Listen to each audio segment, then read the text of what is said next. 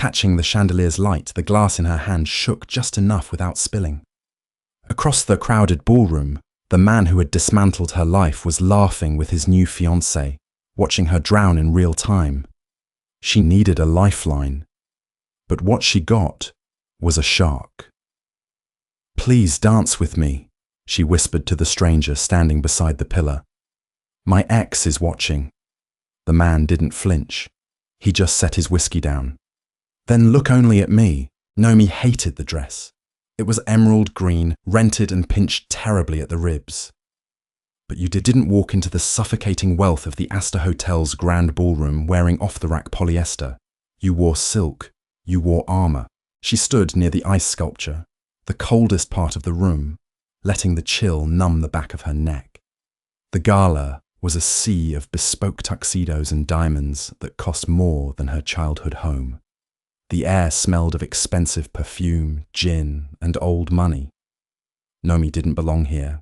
She was a forensic accountant, a woman who lived in spreadsheets and tax codes, comfortable only when things added up. Tonight, nothing added up. She took a sip of her club soda. The ice clinked against her teeth. Across the room, David was holding court. He looked exactly as he always did. Effortless. His hair was perfectly swept back, his teeth a bright, predatory flash against his tan skin. Beside him was Chloe. She was everything Nomi wasn't. Heiress, socialite, unbothered.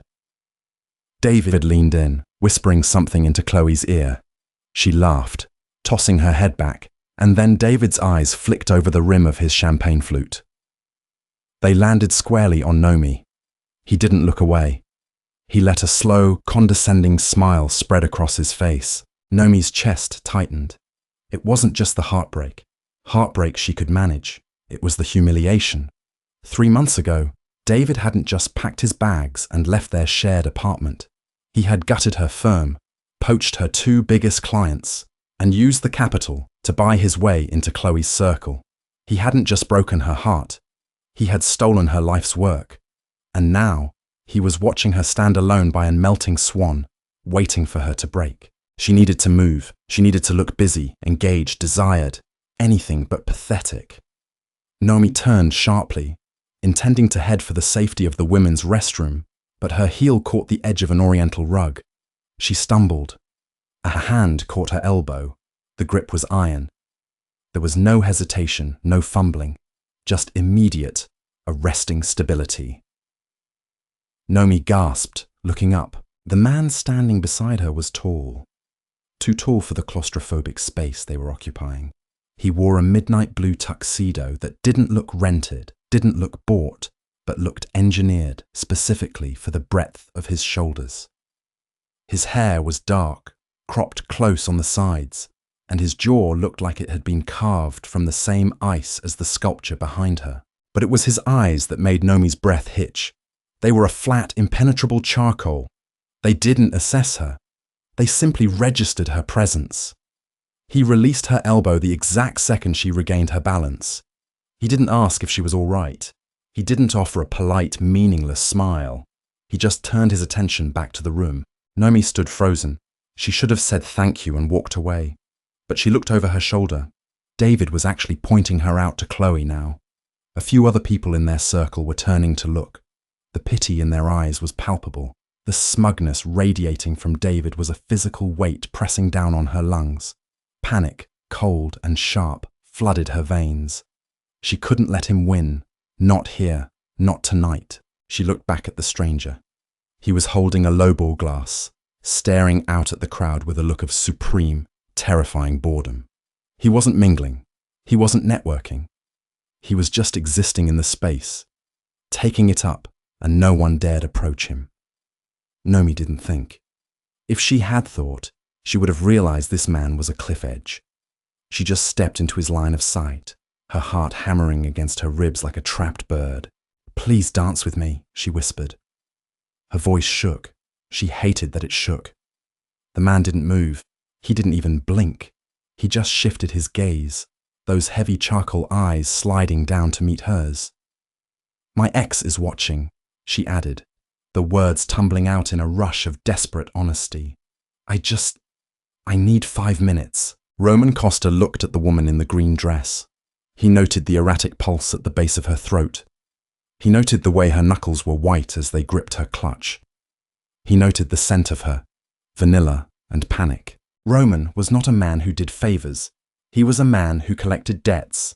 He was here tonight because a state senator owed him a shipping manifest, and Roman preferred to look a man in the eye when he ruined his career.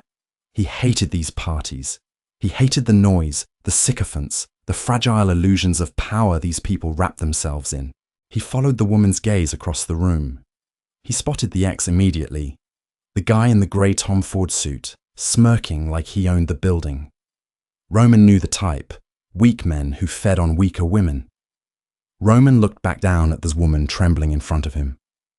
She wasn't part of his world. She was a civilian, a stray dog wandering into a wolf den. He should tell her to walk away. Instead, Roman set his glass down on the edge of the ice sculpture. He didn't offer his hand. He stepped into her personal space, crowding her, forcing her to tilt her head back to look at him. "Then look only at me," he said. His voice was gravel and smoke, pitched so low it resonated in her chest. Before she could process the command, his hand was on the small of her back, and he was steering her toward the dance floor. The string quartet was playing a slow, mournful waltz. Roman didn't ask for permission. The moment their feet crossed the threshold of the polished mahogany floor, he pulled Nomi against him. Nomi let out a small, involuntary gasp as her chest hit a solid wall of muscle. This wasn't the polite, airy distance of a society dance. This was a physical claim. His right hand splayed wide across her spine, the heat of his palm seeping through the thin silk of her rented dress. His left hand caught hers, his fingers lacing through hers, with deliberate, inescapable pressure. "Breathe," he muttered, looking down at her. "I am," she lied. "You're holding your breath. It makes you rigid. If you want him to believe this, you need to soften." He stepped forward. Nomi was forced to step back. The movement was entirely controlled by him. He didn't just lead, he dictated. Every pivot, every turn was an exercise in absolute authority. Nomi stumbled on the second step. "I'm sorry," she whispered, her cheeks burning. I don't usually do this." "Do what?" Roman asked, turning them fluidly to avoid a collision with an elderly couple. "Dance or proposition strangers?" "Both."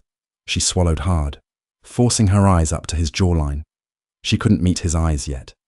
It was too intense. "Thank you. For this, you didn't have to." "No," he agreed, "I didn't." He didn't elaborate. He didn't offer his name. He just kept moving her across the floor. Nomi forced herself to relax. She let her weight settle into his hand, letting him carry the momentum. The stiffness in her shoulders began to ease. She focused on the sensory details of the man holding her to distract herself from the fact that David was undoubtedly watching. Roman smelled of expensive wool, a faint trace of tobacco, and something inherently cold, like stepping outside on a winter night. There was no softness to him. His jaw was clenched, his expression impassive. He was a vault. "Is he still looking?" Nomi whispered, unable to stop herself from starting to turn her head toward the edge of the dance floor. Roman's fingers tightened on hers, a sharp, warning pressure. "What did I tell you?" he asked. Nomi froze, snapping her gaze back to him. "I told you to look only at me," Roman said. He didn't raise his voice, but the command was absolute. If you look at him, you lose the game. You show him he still dictates your actions. "You are dancing with me. Act like it." Nomi stared up at him, her heart doing a strange, heavy thump. It wasn't fear exactly. It was an acute awareness of danger. "Who are you?" she asked. A ghost of a smirk played at the corner of Roman's mouth. It was gone a second later. "A man who knows how to keep a woman's attention. Keep your eyes on me." He stepped into a sharp turn, pulling her closer so their hips brushed. Nomi's breath caught again. The room began to spin, a blur of jewels and tuxedo jackets. But Roman was a fixed point. He was the anchor. For the first time all evening, Nomi didn't feel like a victim. The sheer physical presence of the man holding her was a shield. She looked at his eyes. Up close, they weren't just charcoal. There were flecks of iron in them, hard and unyielding. "Tell me what he did," Roman said suddenly. Nomi blinked. "What?" "The ex. What did he do to put that look on your face?" Nomi hesitated. She didn't want to talk about David. She didn't want to bring that mundane, pathetic reality into whatever strange bubble this was. But the demand in Roman's eyes left no room for evasion. "He broke my heart," she said quietly. "And then he broke my career, stole my clients to fund his new life." Roman's expression didn't change. He didn't offer sympathy. "And you came here to confront him?" "No. I came here to try and talk to one of the clients he stole, to get my life back." Nomi let out a bitter, self-deprecating laugh. "It didn't work. I'm just standing here in a dress I can't afford, letting him win." "He only wins if you walk out of here with your head down," Roman said. He shifted his grip, sliding his hand from her spine up to the nape of her neck. His thumb brushed against her bare skin, right at the base of her hairline. A shiver racked Nomi's entire body. "You want to punish him?" Roman asked softly. Nomi looked at his mouth. "Yes." "Then smile at me." Nomi hesitated. "Smile," Roman commanded quietly. "Like I just told you a secret. Like there is nowhere else in the world you would rather be." Nomi swallowed her nerves. She pulled the corners of her mouth up. She forced her eyes to soften, forced herself to look at this terrifying, beautiful stranger as if he were her entire world. It wasn't entirely a lie. In this specific moment on this dance floor, he was the only thing keeping her standing. Roman watched the shift in her face. He saw the fake smile settle into something genuine, fueled by adrenaline and spite. He felt a strange, unfamiliar tightening in his own chest. Over her shoulder, Roman locked eyes with the ex in the grey suit. David was no longer smirking. He was standing rigid by the ice sculpture, his face pale, his champagne glass forgotten in his hand. Roman didn't smile. He just stared the man down, his dark eyes conveying a simple, brutal message. "She is mine now. Step away." David swallowed hard, broke eye contact and took a step back. Roman turned Nomi again, breaking the sight line. "He's done," Roman said to her. "He won't look at you for the rest of the night." Nomi let out a breath she didn't realize she was holding. Relief washed over her, followed immediately by exhaustion. The song was ending. The cellist dragged the bow across the strings for the final lingering note. Roman stopped, but he didn't let her go. The applause rippled through the room, polite and scattered. Couples began to step away from each other, walking back to their tables and their drinks. Roman stood completely still, his hand still resting heavily on the back of Nomi's neck, his other hand gripping hers. The physical contact burned. Nomi looked up at him, suddenly hyper-aware of the silence between them. The adrenaline was fading, leaving a cold reality in its wake. She had used a stranger. She had played her petty game. Now it was over. "Thank you," she said, her voice dropping back to a quiet, unsure register. She tugged her hand slightly, expecting him to release her. He didn't. His grip remained firm, not painful, but absolute. "You asked for a favor," Roman said, his voice a low rumble. "I did, and you gave me one. I appreciate it." She tried to step back again. His hand on her neck tightened just a fraction, keeping her tethered to him. Panic, a different kind this time, flared in Nomi's chest. "Let me go." Roman's eyes darkened. "I told you, I don't do favors." Before Nomi could process what he meant, a shadow fell over them. "Nomi!" It was David. Nomi froze. She didn't want to turn around. She didn't want to face him without the armor of the dance, without the motion to hide behind. But David stepped around Roman, inserting himself into their periphery. David looked agitated. The smugness was completely gone, replaced by a nervous, twitchy anger. He looked at Nomi, then flicked his gaze to Roman, trying to size him up. David was a lawyer. He was used to intimidating people with suits and jargon. But as he looked at Roman, his bravado seemed to falter. "What are you doing here, Nomi?" David demanded, trying to inject authority into his tone. "This isn't a public networking event. You can't just crash it to harass my clients." Nomi opened her mouth, the old instinct to defend herself rising up. Roman spoke first. "Address her again," Roman said. He didn't look at David. He kept his eyes fixed on Nomi. "Address her one more time in that tone, and I will have you removed from this building in pieces." The words were spoken so conversationally, so calmly, that it took a second for their meaning to register. David scoffed, a nervous sound. "Excuse me. Who the hell do you think you are?" "Security." Roman slowly turned his head. He didn't glare. He just looked at David. It was the look of a man evaluating a pest before stepping on it. "My name is Roman Costa," he said quietly. David's mouth snapped shut. All the color drained from his face in a violent rush. He took a physical step backward, stumbling slightly over his own polished shoes. Nomi felt the shift in the air. She lived in Chicago. She read the news. She knew the name Costa. Everyone knew the name Costa.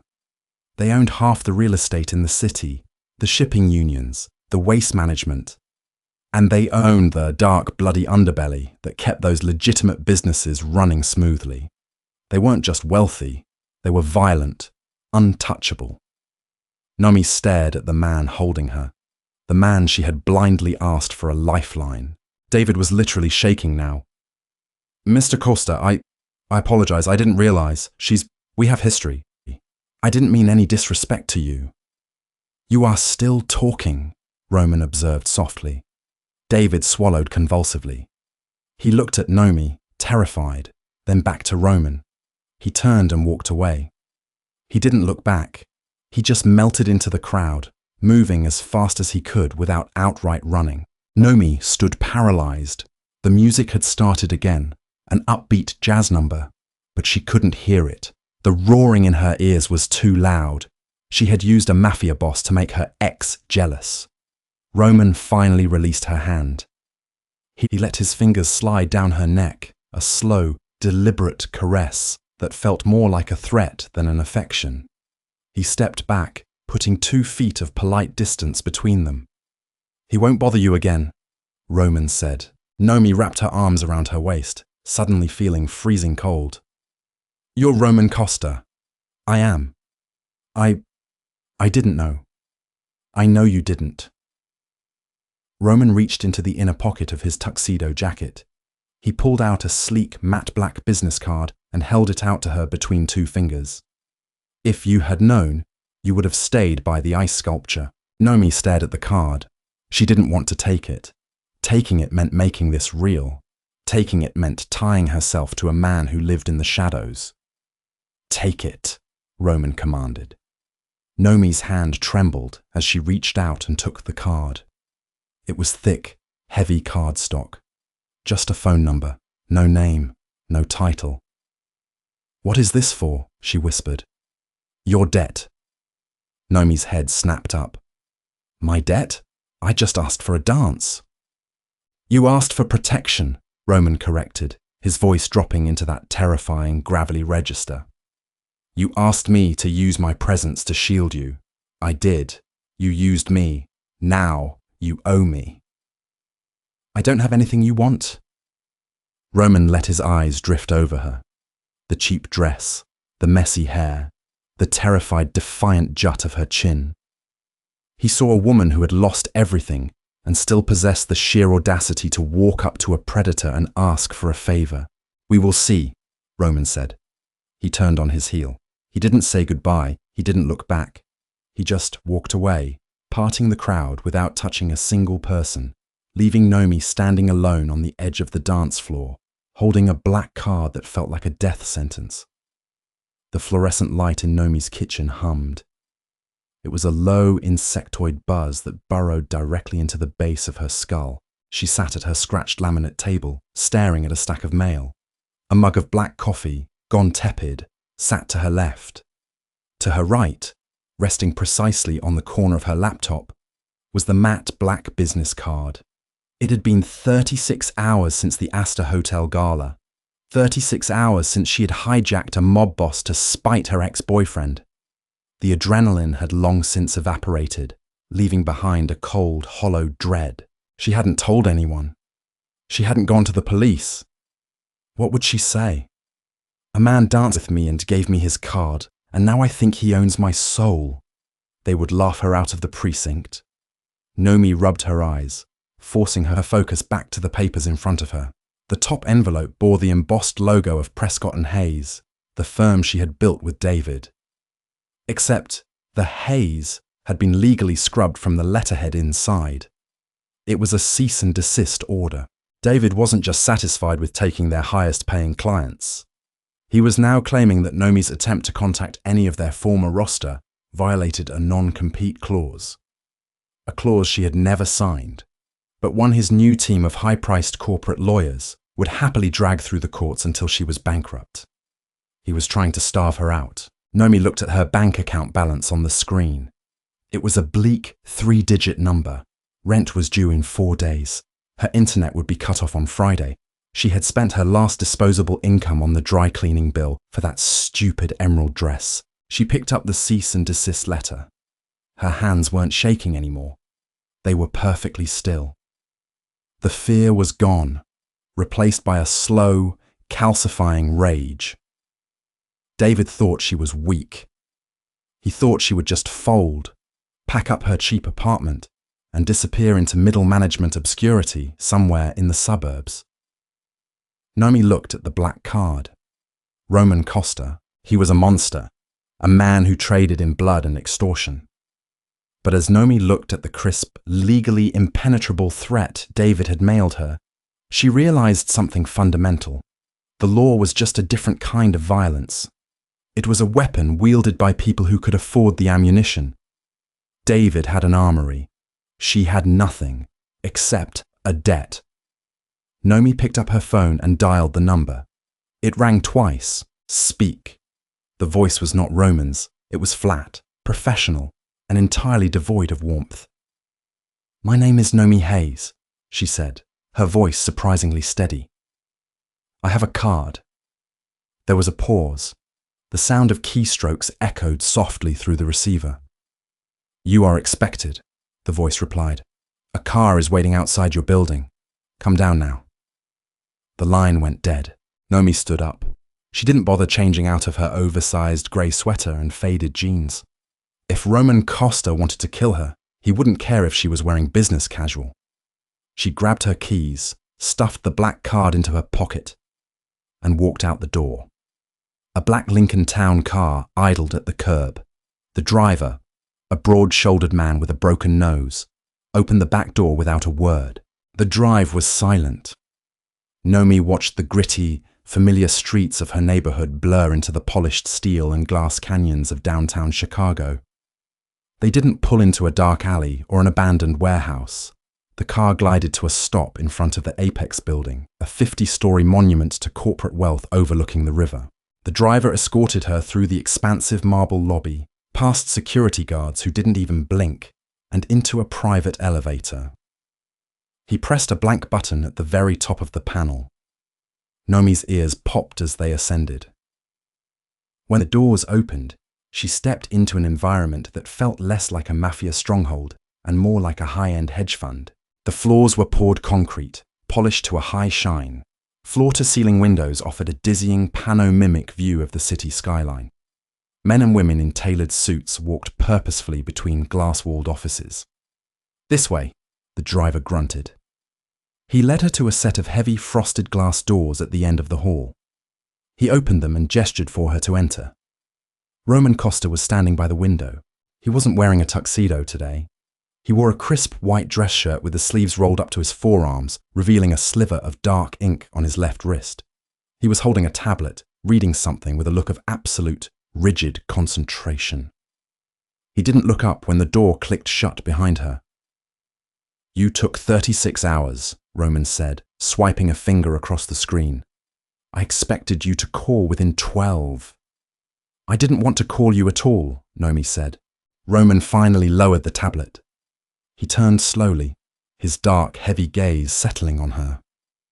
He looked at her oversized sweater, her bare face, the defensive crossing of her arms. Yet, here you are. He walked over to a massive oak desk and set the tablet down. Sit. Nomi didn't move. What is this place? This is where my money becomes clean, Roman said simply.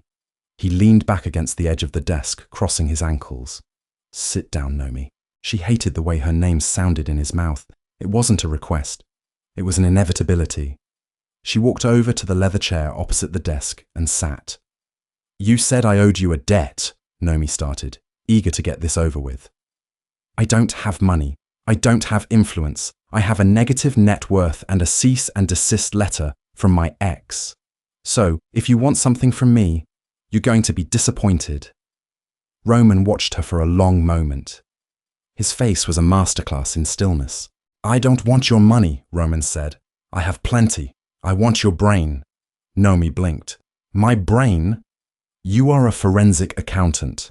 A very good one, according to the background check I had run on you yesterday. Nomi felt a chill spike down her spine. You investigated me. Of course I did. I don't let strangers touch me without knowing exactly who they are. Roman's eyes darkened slightly, a brief flash of the predator she had seen at the gala. Your ex, David, gutted your firm. But before he did, you had a 98% success rate in tracing hidden assets for corporate divorces. You find money that people don't want found. That's my job, yes. Good. Roman stood up and walked to a steel filing cabinet in the corner of the room. He unlocked it, pulled out a thick black leather ledger, and tossed it onto the desk in front of her. It hit the wood with a heavy thud. Someone is stealing from me, Roman said. Nomi stared at the ledger. She didn't touch it. You're Roman Costa, she said, her voice dropping to a whisper. If someone is stealing from you, don't you just handle it? I handle the people who steal from me, Roman corrected coldly. But first, I need to know who it is. My internal accountants are compromised. If I use my own people to audit the books, the rat will know I'm looking, and the money will vanish permanently. I need an outsider, someone completely disconnected from my world. Someone disposable, who doesn't know any of the names in that book. Nomi looked up at him. Disposable. You want me to audit the mob, she said flatly. I want you to audit a legitimate holding company that happens to filter cash from less legitimate sources, he replied. You will sit in a room on this floor. You will track the discrepancies. You will give me a name. When you do, your debt is paid. Nomi looked at the ledger. It was a bomb waiting to go off. If she opened it, she was complicit. She was crossing a line she could never uncross. But then she thought of David's smug smile. She thought of her empty bank account. No, Nomi said. Roman's eyes narrowed. The temperature in the room seemed to drop 10 degrees. I wasn't asking. I don't care. Nomi forced herself to hold his gaze, gripping the armrests of her chair to keep her hands from trembling. A dance is not worth my life. If I do this, I'm implicated in whatever crimes are in that book. That's a felony. If you want me to risk federal prison, you have to pay me. Roman stared at her.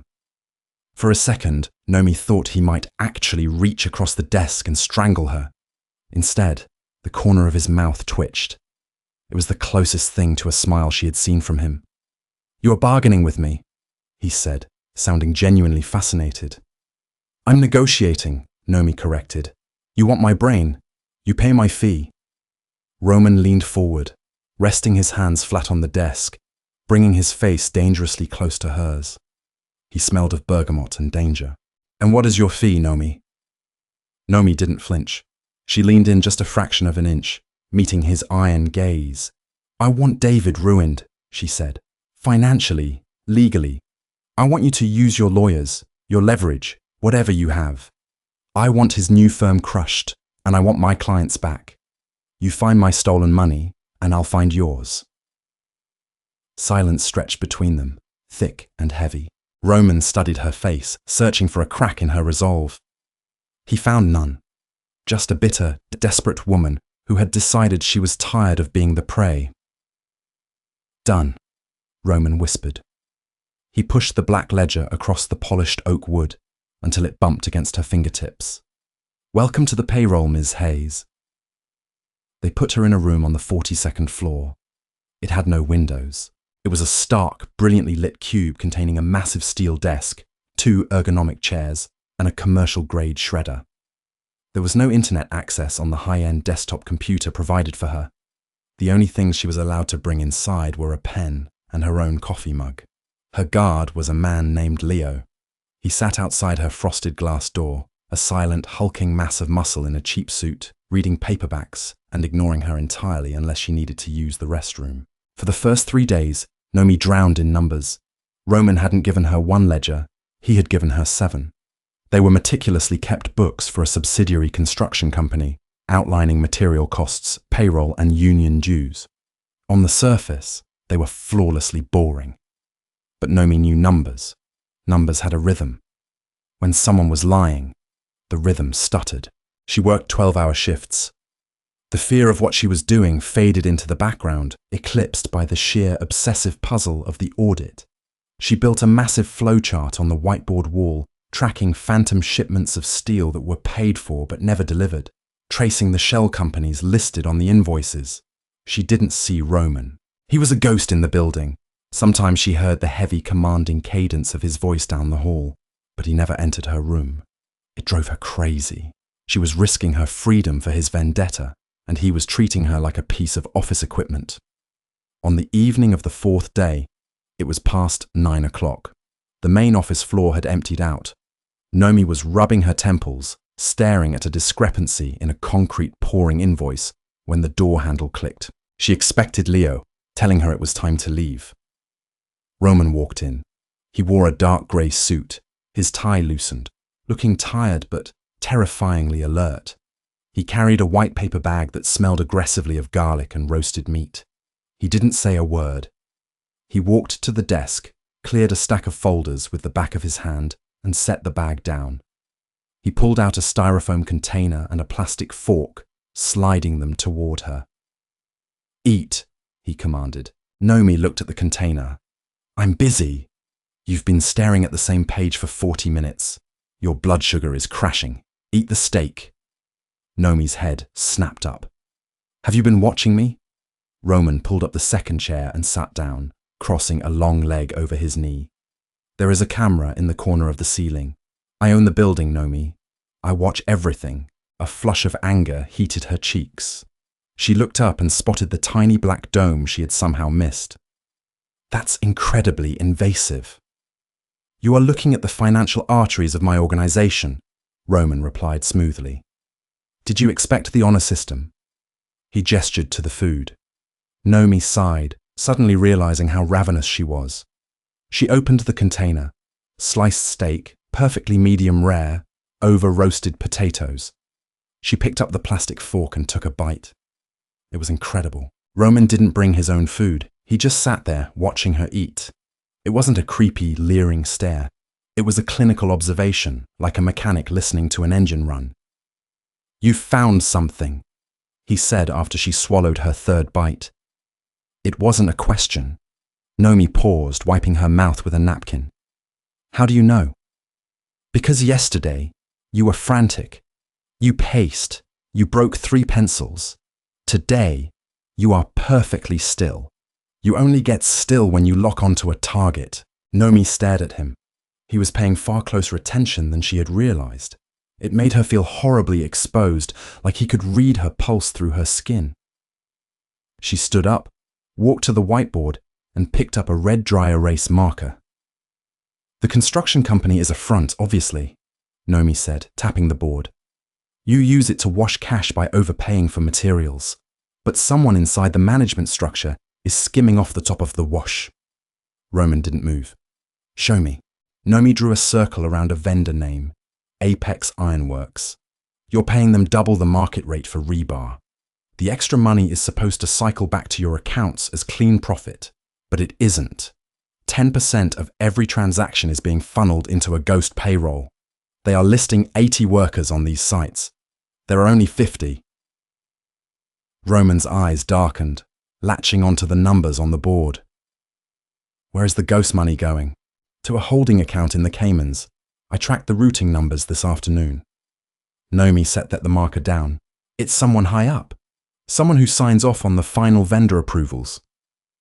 Give me a name. Nomi hesitated. She walked back to the desk, picking up the ledger. She flipped to the back page and pointed to a signature. Martin Vance. The silence in the room was absolute. Roman didn't shout. He didn't slam his fist on the desk. He just stared at the signature. Nomi watched the muscles in his jaw bunch and release. The sheer, violent potential radiating off him made the air in the small room feel thick and unbreathable. Martin, Roman said softly. The name sounded like a death sentence. Who is he? Nomi asked quietly. My cousin, Roman replied. He stood up. He didn't look angry. He looked entirely hollowed out, a man retreating behind a fortress of ice. He walked toward the door. Wait, Nomi said, stepping forward. Roman stopped, his hand on the doorknob. He looked back at her over his shoulder. I held up my end, she said, her voice shaking slightly. I gave you the name. Now you owe me. Roman turned fully around. He walked back toward her, closing the distance between them until he was standing just inches away. Nomi had to tilt her head back to meet his eyes. I do, Roman said, his voice dropping to that low, vibrating hum that made her stomach flip. He reached out. For a second, Nomi thought he was going to grab her throat. Instead, he lifted his hand and brushed a stray lock of hair behind her ear. His fingers lingered against her jaw, his thumb resting against her pulse point. His touch was cold, but it burned her skin. Tomorrow, Roman said quietly, his thumb tracking the frantic beat of her heart. David will wake up to find his firm under investigation by the SEC. His assets will be frozen. His new clients will receive anonymous packets detailing his malpractice. By Friday, he will be unemployable. Nomi stared into his charcoal eyes. The vindication she expected to feel wasn't there. It was replaced by a terrifying realization of just how much power this man held. And what happens to Martin? She whispered. Roman's hand dropped from her face. The brief moment of intimacy slammed shut. You don't want to know, Roman said. Go home, Nomi. Your debt is paid. The game is over. He opened the door and walked out, leaving her alone in the windowless room. Nomi didn't go home. She sat at the steel desk for another hour, staring at the empty styrofoam container. The audit was finished. She had won. David was going to be destroyed just as she had asked. She was free to walk out of this building, reclaim her life, and never look back at the criminal underworld. So why did she feel like she was suffocating? She packed her things slowly. When she opened the door, Leo was gone. The hallway was dark, save for the emergency exit signs casting a red glow on the polished concrete. Nomi walked toward the elevator, her footsteps echoing too loudly in the silence. As she passed the frosted glass doors of Roman's office, she noticed a sliver of light pooling underneath them. She stopped. Common sense screamed at her to keep walking. Roman Custer was currently processing the betrayal of his own flesh and blood. A man like that, in a moment like this, was a live wire. But Nomi remembered the look in his eyes before he left her room, the sheer, isolated coldness of a man who trusted no one. She pushed the door open. The office was mostly dark. The only light came from a single brass lamp on the desk. Roman was sitting in his leather chair, a glass of amber liquid resting in his hand. He was staring out the floor-to-ceiling window at the glittering expanse of the Chicago skyline. He looked like a king surveying a kingdom that brought him no joy. He didn't turn around when she entered. I told you to go home, he said. His voice was raw, stripped of its usual smooth authority. I'm going, Nomi said, stepping fully into the room. She didn't know why she was doing this. I wanted to make sure you were... Make sure I was what? Roman cut in, swiveling his chair around to face her. That I wasn't weeping over my cousin's betrayal? That I hadn't already ordered his execution? He stood up, setting the glass down on the desk with a sharp clack. You are a civilian, Nomi, Roman said, his voice rising, filling the room with a dangerous energy. You did the math. You got your revenge. You have absolutely no business being in this room right now. He walked toward her, aggressive and demanding. Nomi instinctively took a step back, her back hitting the heavy oak door. Roman stopped a foot away from her. He was breathing heavily, the immaculate facade finally cracking. Why are you still here? He demanded. Nomi looked up at him. She saw the rage, but beneath it, she saw the sheer exhaustion of carrying the weight of a violent empire. Because you looked lonely, she said. The honesty of the words hung in the air, pathetic and true. Roman stared at her. The anger drained from his face, replaced by a look of profound, unsettling shock. Nobody spoke to him like that. Nobody looked at the monster and saw the man. He closed his eyes, let out a long, ragged breath, and leaned forward, resting his forehead against the heavy wood of the door, just inches above Nomi's head. He braced his arms on either side of her, trapping her in his space. You are a very foolish woman, he whispered into her hair. Nomi didn't move. She could feel the heat radiating off him. She could smell the whiskey on his breath. I'm an accountant, she replied quietly. I calculate risk. Roman let out a dry, humorless laugh. He tilted his head down, his face hovering just above hers. He opened his eyes. They were completely black in the dim light. And what is the risk here, Nomi? He asked softly. That I'm trading one bad man for a worse one, she said, her voice barely a whisper. Roman looked at her mouth. The tension between them, which had been simmering in windowless rooms and stolen glances over ledgers, finally reached a boiling point. I am the worst man you will ever meet, Roman promised her. He didn't wait for a response. He closed the final distance between them, bringing his mouth down on hers. It wasn't a gentle kiss. It was a collision. It was desperate and demanding, filled with the violence of his world and the raw, unpolished need he had been suppressing since the moment she asked him to dance. Nomi gasped against his mouth, her hands flying up to grip the lapels of his suit jacket. She should push him away. She should run, but instead she pulled him closer, opening her mouth to him, kissing him back with a fierce, answering hunger. Roman groaned, sliding his hands down to grip her waist, lifting her slightly off the floor and pressing her back against the door. His mouth devoured hers, tasting like whiskey and ruin. It was a terrible idea. It was a catastrophic mistake. But as Roman's hands moved over her, grounding her in the darkness of his office, Nomi finally felt like she was exactly where she belonged. The numbers didn't matter anymore. The only thing that mattered was the sheer, inescapable gravity of the man holding her. Roman broke the kiss, resting his forehead against hers, both of them breathing hard. Your debt is paid, Roman whispered, his voice rough. But I'm not letting you go. Nomi closed her eyes, burying her face in the crook of his neck. I know, she said. She had asked him to look only at her. Now she realized she would never be able to look away. Nomi woke up in her own bed. The ceiling fan clicked rhythmically above her, a pathetic, wobbly sound she had ignored for 3 years. She turned her head. The digital clock on her nightstand read 7:14 a.m. Her apartment smelled of stale coffee and old radiator dust. It was jarringly normal. Roman had put her in a car last night. After the kiss, after the violent, desperate collision against his office door, he had stepped back, dialed his driver, and sent her away. He didn't offer a platitude. He didn't ask if she would be all right. He just looked at her with those bottomless charcoal eyes and said, I have family business to attend to. Nomi sat up, dragging a hand through her tangled hair. She felt a phantom pressure on her waist where his hands had gripped her. She walked into her cramped kitchen, filled the kettle, and turned on her laptop. She didn't check her emails. She opened a financial news aggregate site. She didn't have to search hard. It was the third headline down. SEC raids boutique. Accounting firm Prescott and Hayes. Nomi clicked the link. The article was brief, updated only 20 minutes ago. Federal agents had arrived at David's new glass front office at dawn. They were hauling out hard drives and file boxes. Anonymous whistleblowers had delivered a cache of documents overnight detailing offshore tax evasion, embezzlement, and a slew of wire fraud charges. The assets of the managing partner, David Prescott, had been summarily frozen, pending a grand jury subpoena.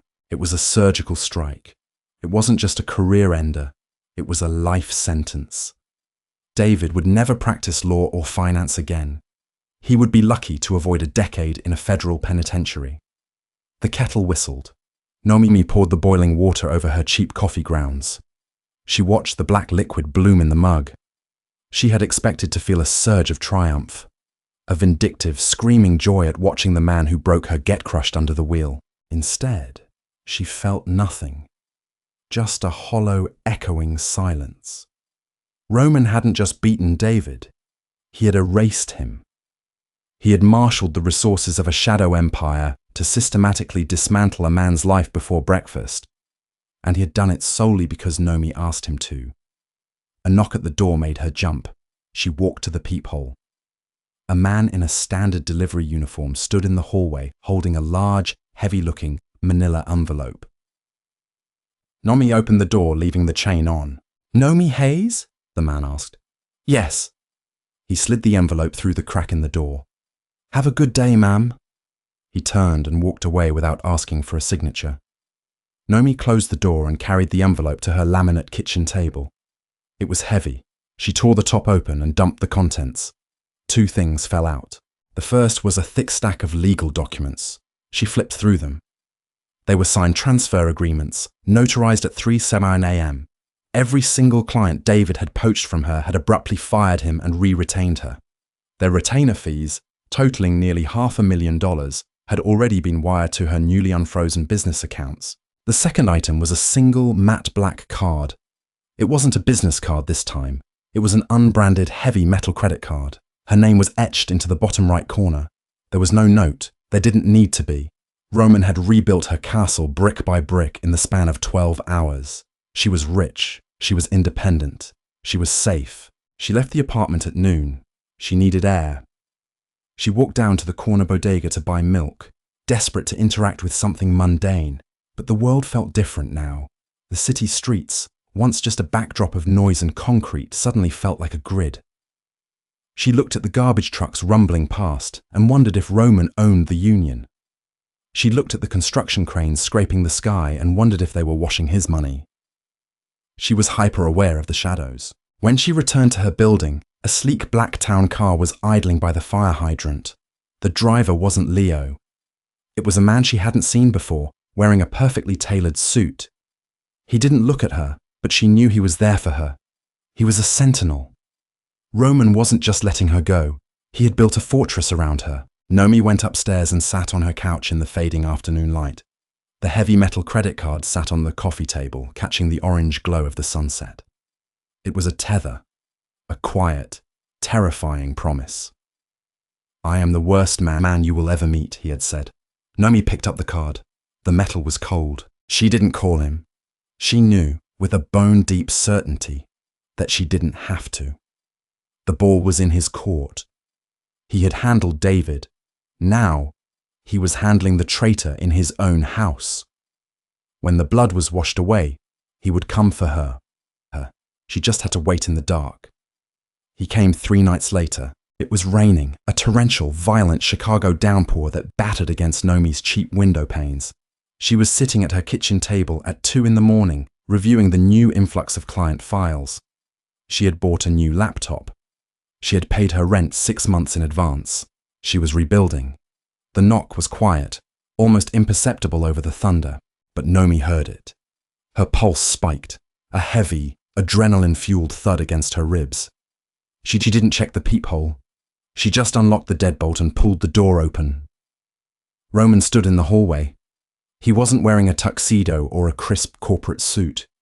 He wore a dark, heavy trench coat over a black Henley. He was soaked. The rain dripped from his dark hair, trailing down the sharp, exhausted lines of his face. But it was his hands that made Nomi's breath catch. His knuckles on his right hand were split and bruised. the skin torn.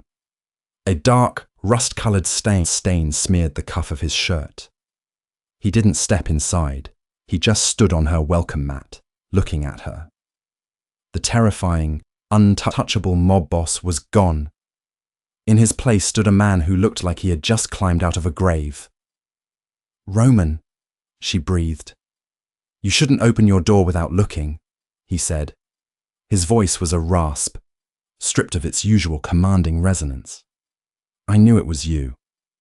She reached out, grabbed the wet lapel of his coat, and pulled him over the threshold. She locked the door behind him.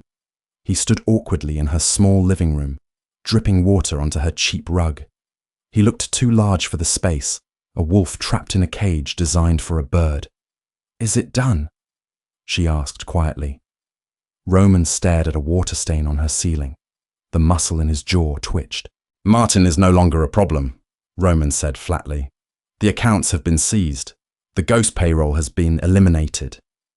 He didn't elaborate. He didn't have to. The split knuckles and the dead, hollow look in his eyes painted the entire picture.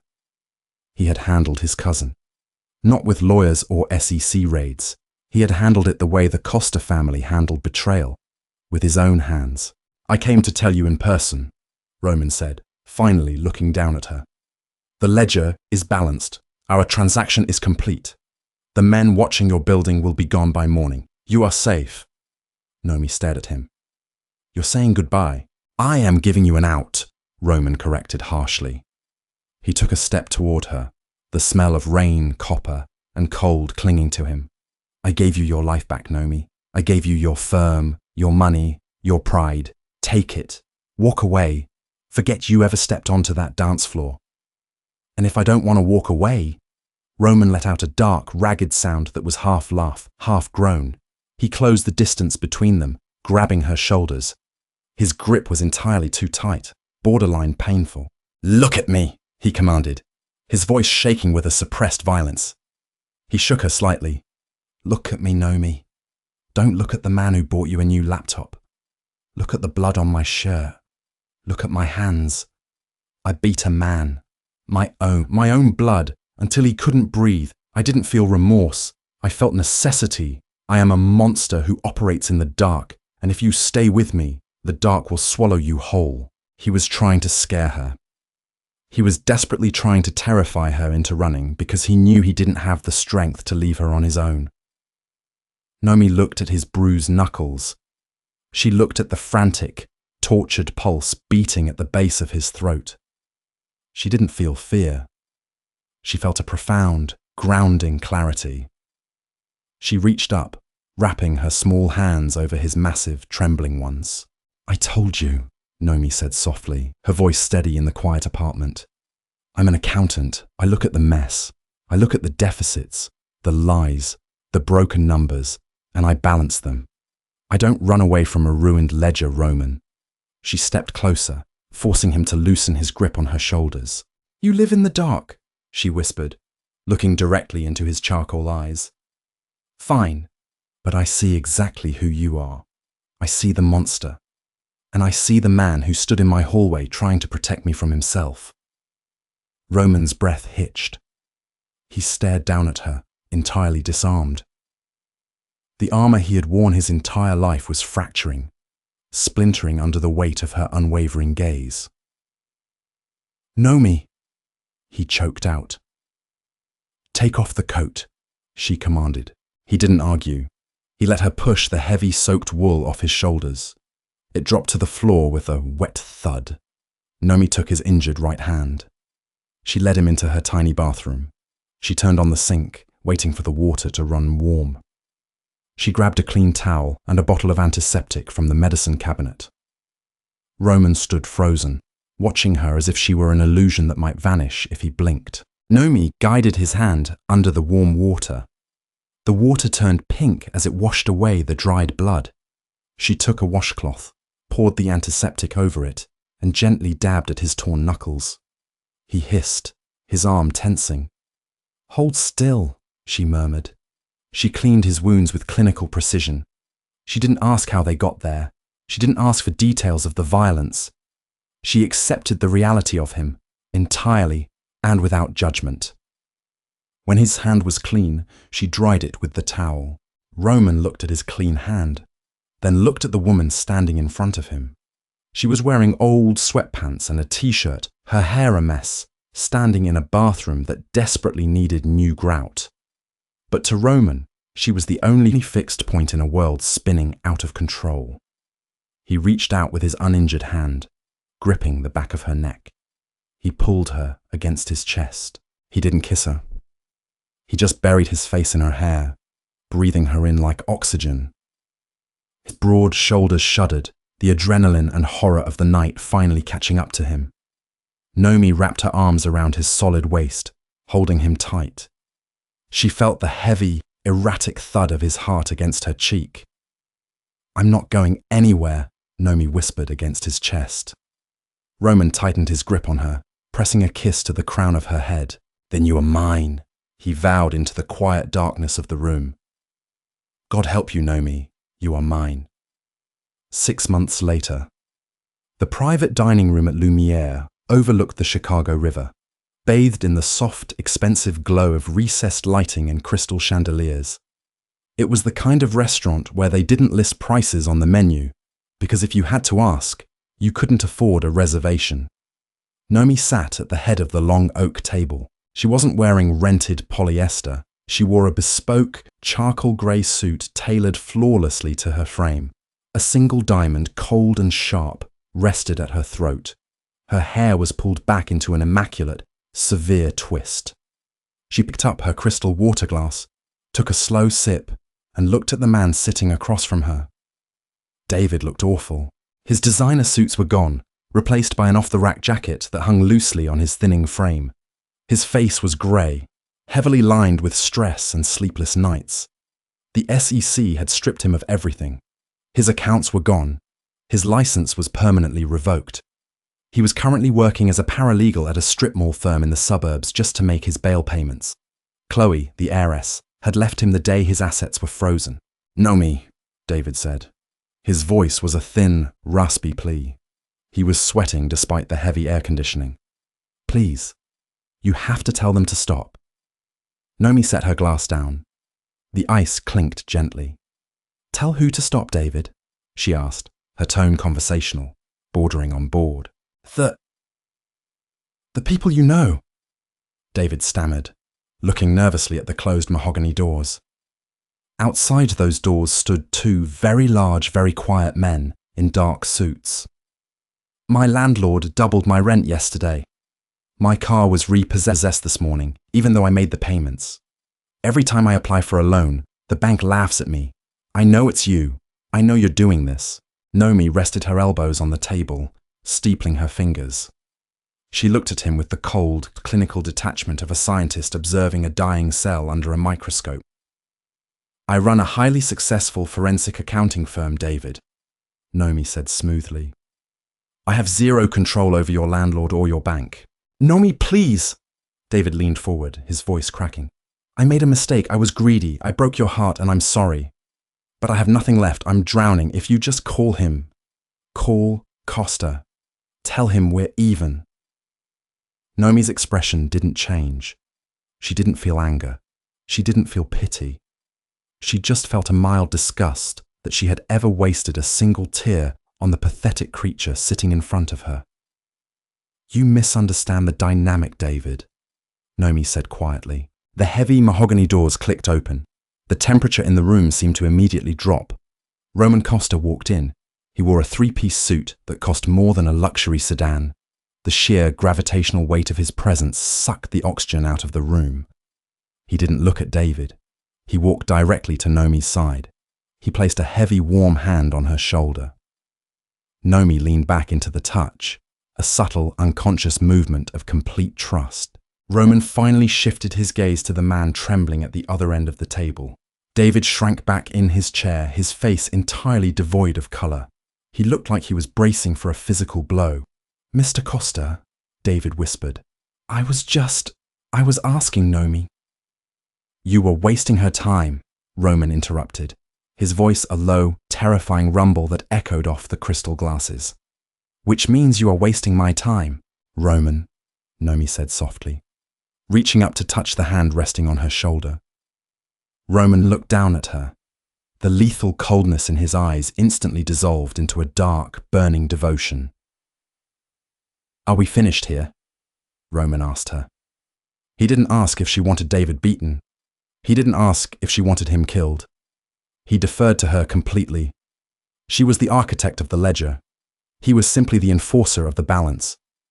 Nomi looked back at David. "Yes," she said. "We're finished. Leave, David. And if you ever speak my name again, you won't have to worry about rent." David scrambled out of his chair. He didn't grab his coat. He nearly tripped over his own feet as he bolted for the door, slipping past the guards and disappearing into the hallway. The doors clicked shut behind him, sealing the room in silence. Roman pulled out the chair next to Nomi and sat down. He unbuttoned his suit jacket, leaning toward her. "You were generous," Roman noted, picking up a menu. "I would have taken a finger for the sheer annoyance of having to look at him." Nomi smiled. It wasn't the fake, desperate smile she had worn at the Astor Hotel. It was sharp, genuine, and edged with steel. She was no longer the victim. She had audited the Mafia. She had consolidated Roman's legitimate businesses into an ironclad, impenetrable fortress. She had become the brain of the Costa Empire. She had looked into the dark, and she had built a kingdom in it.